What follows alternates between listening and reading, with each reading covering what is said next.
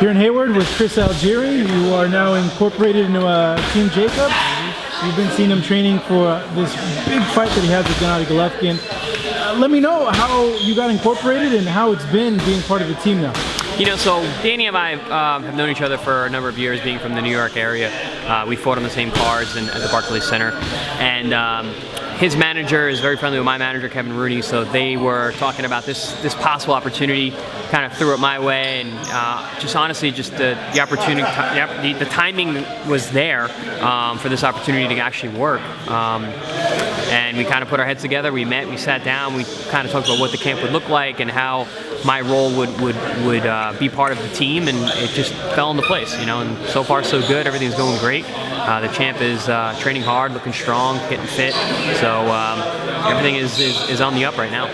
What's your day-to-day in terms of the camp, and what in specific are you helping him with? So most days start out with me waking Danny up. He's a bit of a late. 5 in the morning? Yeah, he's a bit of a late sleeper. So I wake up really early, and plus I'm on New York time still, you know, being on the West Coast. So I get up, wake Danny up, and we either have like a shake or I make a breakfast, and then we train. I always bring some post-workout nutrition for him for immediately after, and then we go home, we eat, rest, and get ready for our next session, and then dinner's always fun because we make something new every night and kind of explore different flavors and different things that Danny may not be used to eating, and making sure that he's getting the proper nutrition, getting all the colors in there, as you guys can tell from my social media posts. So making sure that he is properly fueled and recovering properly and making the weight with no problem. He's joked around that you've blown his mind with all these like new flavors and everything like that. Yeah, so I incorporate a lot of spices in my foods, and I mean, healthy food, man, tastes good, you know. So, and I'm just kind of bringing that flavor and that kind of idea into his nutrition, and so far so good. He's been a great client. He does whatever I tell him to, and he eats whatever I give him. He's not picky at all, which really helps me. And I think we've been doing a good job really varying up his nutrition and making sure he's getting everything he needs. I know you studied this in college. I believe you have your PhD in it as well. I have a master's degree in clinical nutrition. So yeah. This is something you're very well versed, but you're also a professional fighter too. Is it, I don't want to say weird, but is it odd being on this side and not training, I guess, for a fight? It is and it isn't. One, it's not odd because I've been getting a lot of training in while I've been here. You know, so I've been able to kind of handle both, making sure that Danny is nourished properly, but also I've been getting my training in as well. Going on his runs with him, doing his conditioning things, circuits with him. His coach Andre has been able to give me some great work, and you know, we've been sneaking away and getting our kind of boxing in when we can. I've even got some sparring while I've been out here, so it feels like I'm in camp. You know, even though I'm really here to help Danny first.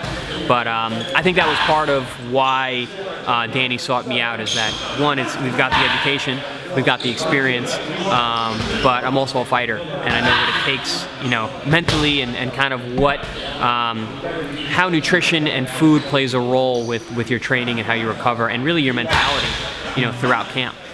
Let's get into the nitty-gritty. You're seeing him in camp, you're seeing him everyday training. How do you see this fight going? You know, I was more worried about this fight before I came to camp. I'll put it that way. Now that I see, why were you worried? You know, Gennady Golovkin is a fantastic fighter, fantastic champion, and I know Danny is as well. But I've never been this close to see Danny's training and understand what kind of athlete that he is. And I think that's his biggest asset, is him being an athlete versus Gennady, who is obviously a tremendous puncher and a great tactician. But I don't think he's athletic the way that Danny is. Danny's a bigger guy. Danny's a more athletic guy. Danny's got the speed advantage, I believe.